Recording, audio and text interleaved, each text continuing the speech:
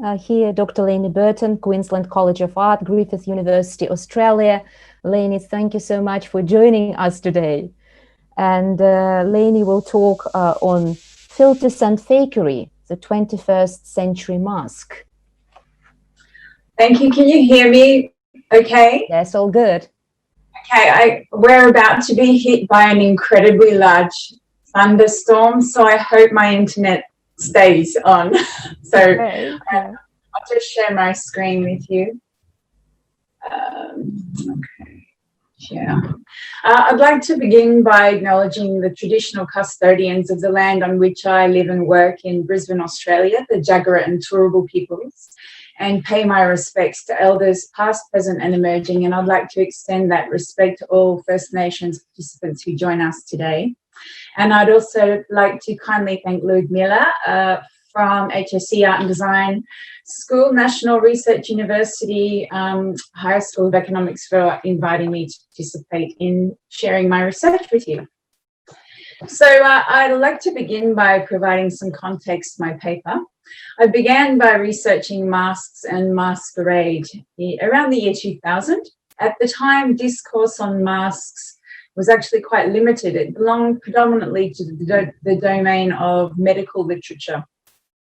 And in disciplines such as art and fashion history, discussion of masks was dominated by the Venetian mask and masquerade and notions of gendered masquerade.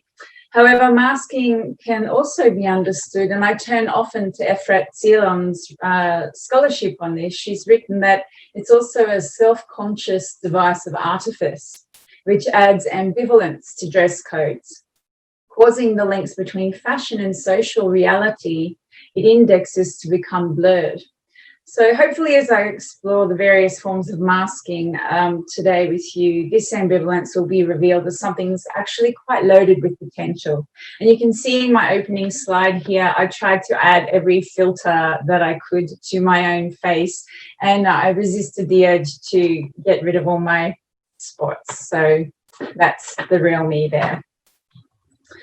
Okay, so if I'm returning to the present, it's by now quite unsurprising to read about and discuss masks and masking. Any search engine will reveal millions of hits, stories, styles, opportunities to purchase or even craft your own mask. I found actually that the plethora of post-COVID masking sites on the internet be quite a source of frustration, as they can tend to muddy my particular research interests and make it a little bit harder to sift through the vast amounts of resources that are actually now available. But the centrality of masking to current socio-cultural and political discourses has also added critical mass to this fascinating topic, which is the subject of my forthcoming book titled Masks in Fashion and Popular Culture, Anonymity, Empowerment and Identity. So 2020 has thrown masks into the public consciousness for two principal reasons. First, the coronavirus pandemic, and second, the Black Lives Matter movement. And I'll speak to these topics momentarily. For Australians, though, masking entered our consciousness a little earlier than the rest of the globe. Fashionable face masks were being adopted here prior to the COVID-19 pandemic. And this situation was spurred on by the widespread December 2019 to January 2020 bushfires, now known as the Black Summer bushfires. These fires raged up and down the east coast of Australia, and you may have seen this in the news, scarring the landscape, destroying entire townships and rendering the horizons a toxic burnt orange, as you can see in these images. It will remain an unforgettable environmental disaster, which for many will take years to recover. The air at the time became unbreathable, with air quality in some cities so dire that stores quickly sold out of masks, and residents were suffering a range of respiratory side effects. And the need for masks became apparent and then desperate. So some companies, such as an Australian company, Ozair, and there's a New Zealand company called Veggie Pharmaceuticals, which capitalised on this opportunity, producing masks that had filters infused with Australian botanicals such as eucalyptus and Tasmanian lavender. So by infusing medical grade gauze with these essential oils, the companies claimed that a wearer became protected not only from smoke, dust, smog, and allergens, but the masks offered relief for nasal congestion as well. And while this is a local example, it helped Australians to accept masking as a new and sometimes necessary accessory to our daily dress practices. And just as the devastating bushfires came under control, the coronavirus took its grip, and the first cases of COVID-19 in Australia were identified in January. And we, like the rest of the world, continue to experience peaks and troughs in infections, death rates, and we stay hopeful for resolutions in the form of a vaccine. So the global pestilence that is the coronavirus has certainly highlighted the value and the necessity of masking to protect one another. Here, we can see the mask as a sartorial phenomenon that contributes to a sense of social solidarity, in that it operates as a shared measure of safety adopted by the collective for the health of the collective. In this way, it functions similarly to the way in which it did when it was worn in the 17th century in London and across Europe.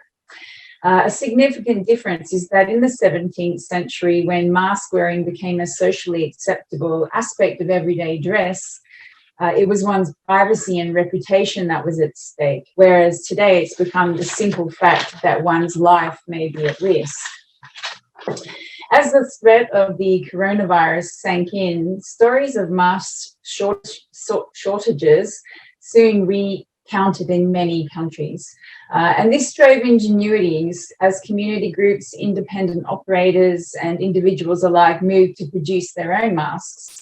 And luxury goods manufacturers such as Burberry, Chanel, Fendi, Kering, LVMH, Prada, PVH Corp, and others assisted in relief efforts by producing personal protective equipment, or PPE, for the medical community.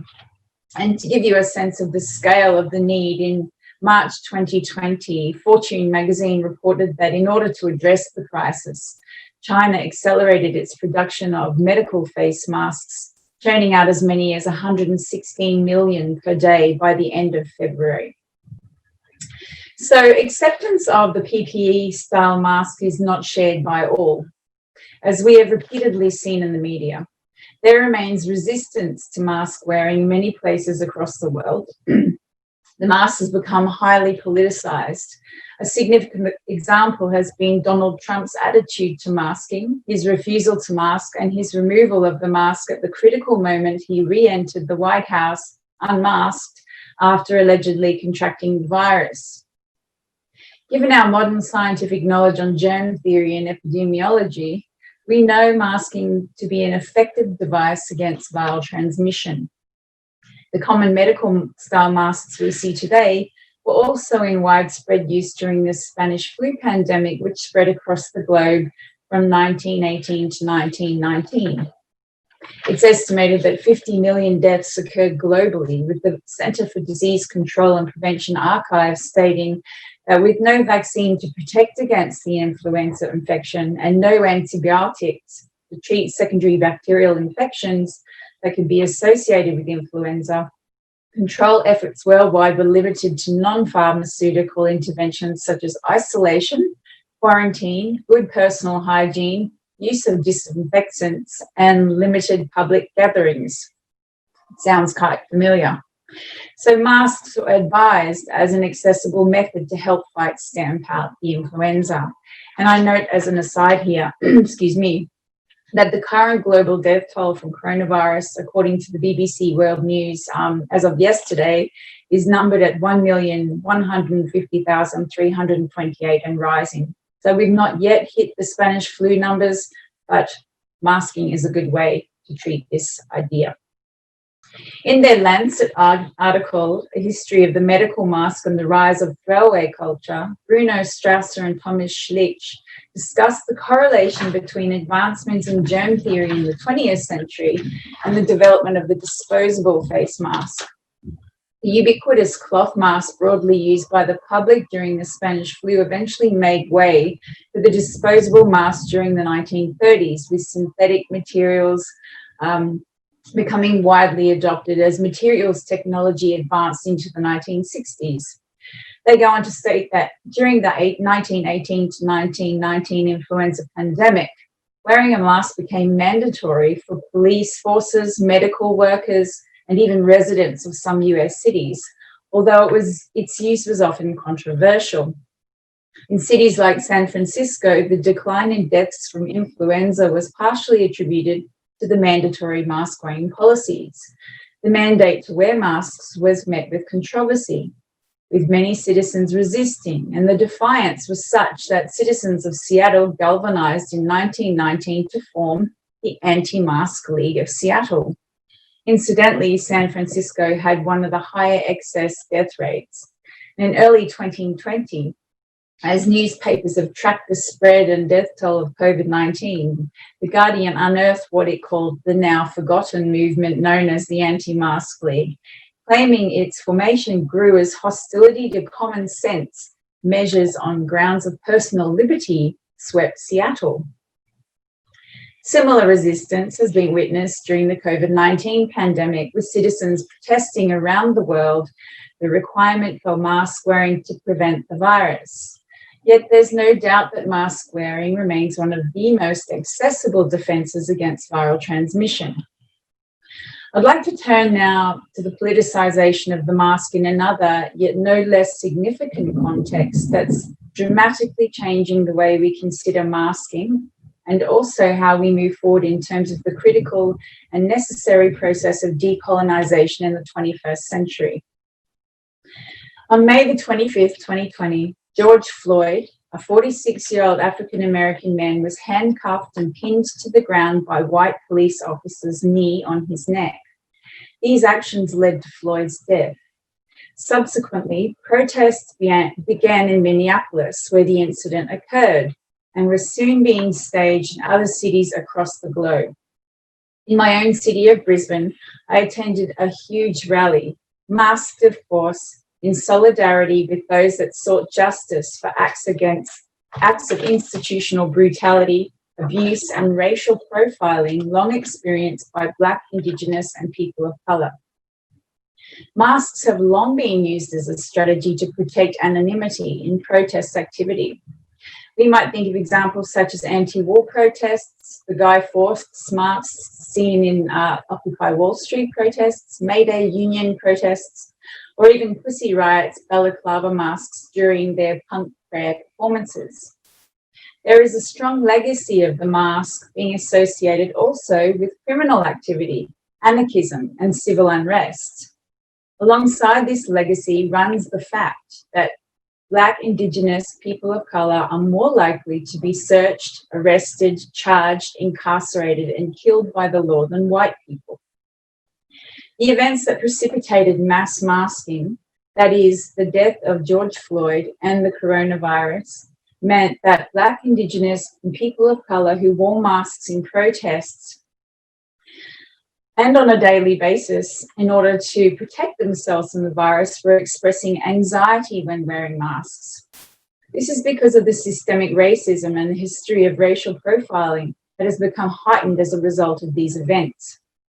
There are multiple accounts of people, particularly those of young Black men, who were genuinely afraid for their safety, that have been published through articles and on social media.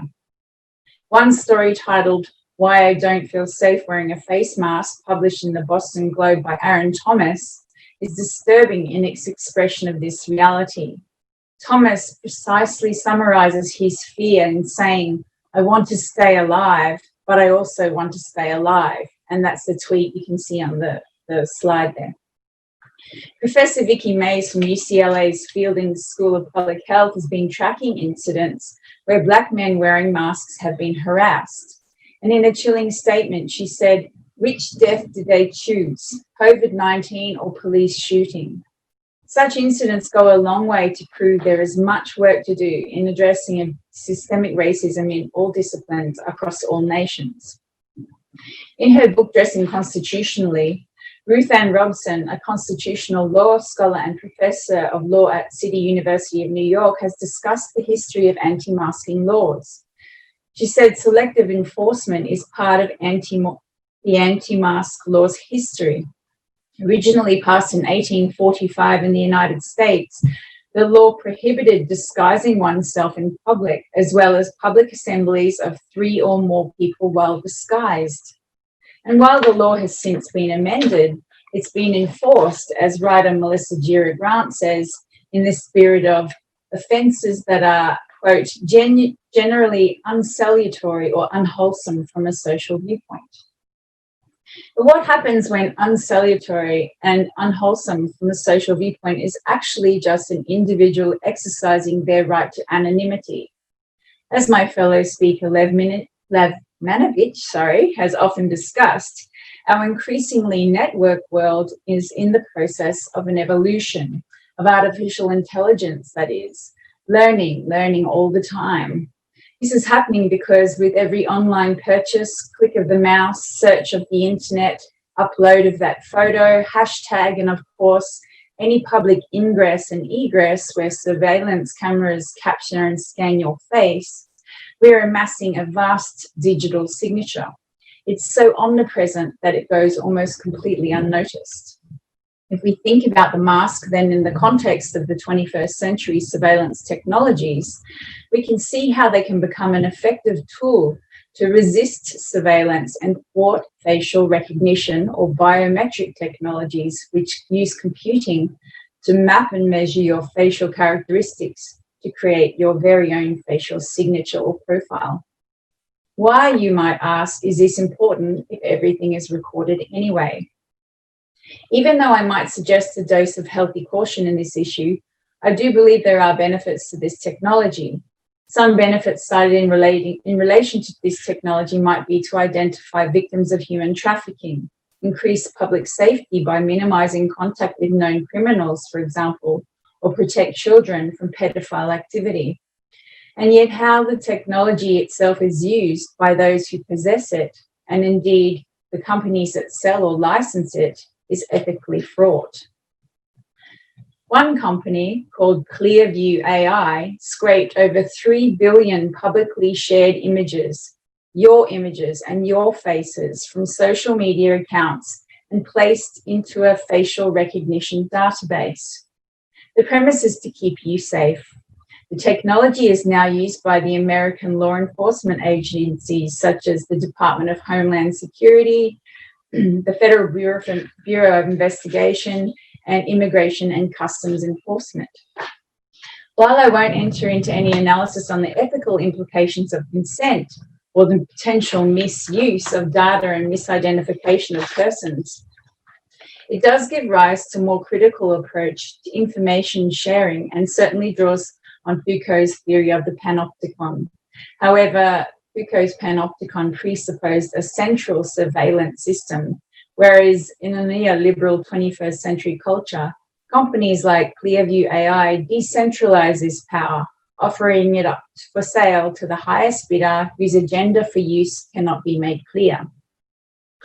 Adversarial Fashion is a company that's seeking one solution to this issue. Their website claims the patterns on the goods in this shop are designed to trigger automated license plate readers, injecting junk data into the systems used by the state and its contractors to monitor and track civilians and their locations.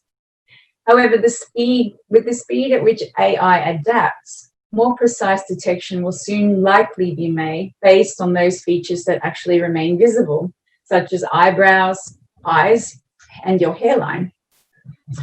There is already there's already a company in China that's found a way around masks as an accessory in the way that they confound the collection of data through biometric face mapping. Nevertheless, the mask is still one of the more effective methods we have at our disposal. Here, it's useful to return to the ways in which the mask is conflated with other terms such as disguise. Such relationships give rise to notions of authenticity, duplicity, or deception. As some of the aforementioned examples might suggest, sometimes these measures are necessary in order to protect yourself. One of the more recent developments of digital masking can be seen in the production of the deepfake, another form of artificial intelligence that uses deep learning to generate fake images, audio, events, and videos. Unsurprisingly, many deepfake videos are pornographic, with many deepfakes mapping the faces of celebrities onto the bodies of porn stars. Others have been produced to commit fraud, misinformation, and general mischief, such as an apparent deepfake that showed Elon Musk smoking marijuana on a live web show. However, there is one recent creative example of deepfake technology that I found very encouraging in its aims. Welcome to Chechnya is a 2020 American documentary film directed by David France, an investigative journalist. It premiered at the Sundance Film Festival on January 26 and was released on June the 30th this year by HBO Films. The film centers on the anti-gay purges in Chechnya of the late 2010s and sets out to share the experiences of LGBT Chechnyan refugees through interviews and footage of an underground network of LGBTQ activists who help Chechens escape persecution. Reviews of the film describe the technology as face-veiling or face-doubling, but this has since been identified as deepfake AI. The International Documentary Association reviewed the film's process, calling it a game changer in identity protection. The IDA site describes how 22 Chechens in the film required protection. So France needed 22 people to volunteer their faces, and you can see one of those sitting there being tracked. The film's software architect, Ryan Laini, claimed it's the first significant new tool for documentary filmmakers in decades. It gives people back their voice through someone else's skin. Masks, even digital masks, have the ability to maintain anonymity while permitting the wearer to express their true identity. As Alexandra Warwick and Danny Cavallaro have said, the mask magnifies the notion of dress as a structure endowed with autonomous powers based on the ability either to sustain or shatter the wearer's identity. Here I relate the instance of digital masking in dress as yet another form of fashioning one's identity, something I'll address in my next example. To finish on the previous point though, when the stakes are high for those who identify as queer, such as loss of employment, familial or social ostracization, criminal charges, or conversion therapy, the power of the mask to protect identity becomes immeasurable. Of course, not all digital masks are produced or worn to protect identity, but are used instead to enhance what an individual may identify with as an aspirational version of themselves. In this way, when we think of digital masks, they step into the territory of disguise or masquerade. That is, they attempt to impersonate or pass, taking on a socially expected role which they perceive to be more desirable, or become exaggerated in a way that celebrates and normalizes fakeness. And this is my play of this very technology from yesterday. There are some easy examples that may come to mind, and ones that I believe most of our audience will have some experience with. This slide, it's interesting because the one where I am bigger, sometimes if you want to be what's deemed as more attractive, you have to pay for those apps, and I don't pay for any of it. I'm not that interested in changing myself, but as social media proves itself to be a force of identity construction and commodification in the early 20th century, the digital mask has become increasingly naturalized. Russian literary theorist Mikhail Bakhtin has written, quote, "The mask is related to transition, metamorphosis, the violation of natural boundaries, to mockery and familiar nicknames. It contains the playful element of life. It is based on a peculiar interrelation of reality and image, characteristic of the most ancient rituals and spectacles." To this day, I think our desire for spectacle and entertainment shows no sign of waning. Since the 20th century, the globalization of media and promotion of celebrity culture means that they've become figures through which imitation is possible via digital masking. In the 21st century, the face has actually become a form of currency, an index of value. One only needs to consider the likes of the Kardashian family or our fascination with celebrity influencer models to reflect on this. Where fans once and still do get surgery to resemble current beauty ideals, now one can simply apply a filter. There are many options. Famous amongst them are Facetune, Snapchat, Instagram, or Camera 360, for example. The pictures in this slide aren't presented to judge the use of digital masking, but rather to highlight the scrutiny with which celebrities and influencers are placed under when they are perceived to be caught out doing it. The scrutiny is heavily gendered, with women being targeted significantly more than men. And we know there are industries that benefit from this judgment whilst engaging in the very same technologies of image construction themselves. Anne Margaret Brack writes about the concept of identity and intersubjectivity in fashion, in which she calls out the objectifying influence of the image-making industries on the subject. If we consider digital masking, it provides constraints and desires simultaneously. It further idealizes the face, the embodiment of identity, as the source of desire. Brack proposes that technologies have become substitutes for persons or provide access to an image rather than to persons. However, she also goes on to say that an image without a real subject, without subjective identity, is a mere object. It's interesting then to consider Efrat Silon's declaration that the mask and masquerade have been metaphorically incorporated into the art of self-presentation and self-branding from the mid-19th century. Today, we see not only the literal mask being reinstated by individuals as a form of self-presentation and self-branding, but we see the digital mask being adopted with increasing acceptance. This arguably has to do with the democratization of the technologies which enable us to plump our lips, smooth our skin, widen our eyes, or adjust our jawlines. Ironically, though, many of the digital masks we apply are subject to limited algorithmic frameworks, and the results can be strikingly homogeneous.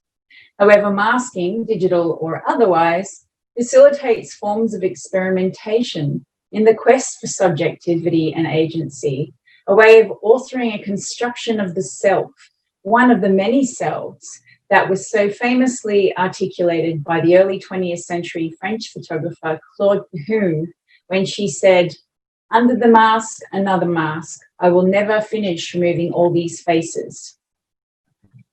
In her opening chapter to The Face of Fashion, Jennifer Craik cites Marcel Mauss with the following quote: "From a simple masquerade to the mask, from a role, personnage to a person, to a name to an individual, from the latter to a being possessing metaphysical and moral value, from a moral consciousness to a sacred being, from the latter to a fundamental form of thought and action, the course is complete."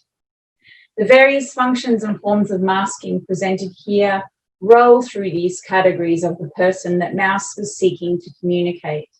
In these examples, I've attempted to reveal the interpretive dilemma that masking continues to present as a method of representation. Because if the 21st century has revealed anything at all, it's that identities are entirely fluid, and how you construct yours or how you mask yours is a matter of choice. Thank you very much.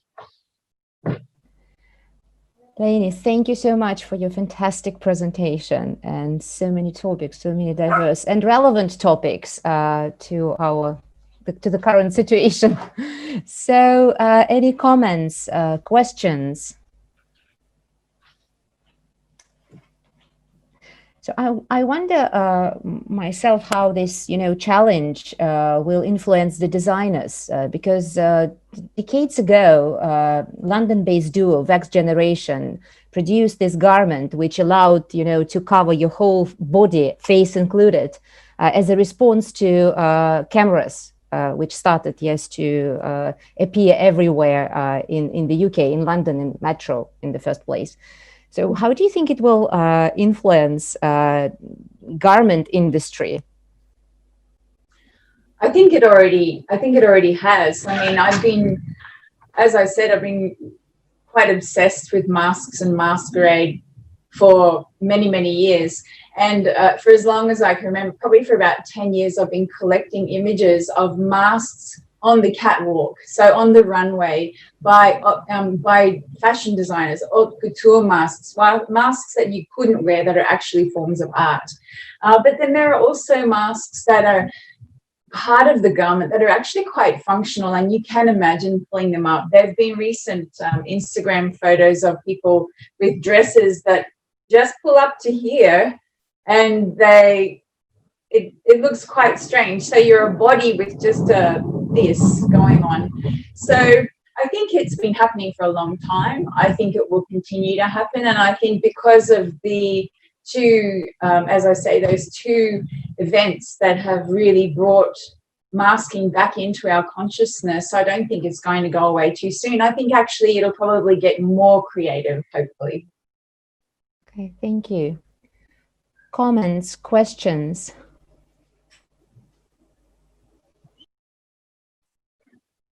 Can I ask a question? Absolutely, Irina Sirotkina.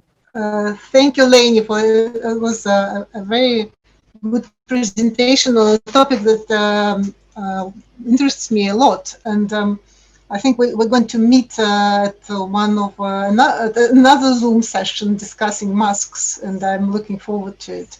But my question is about the digital masks as opposite to offline masks.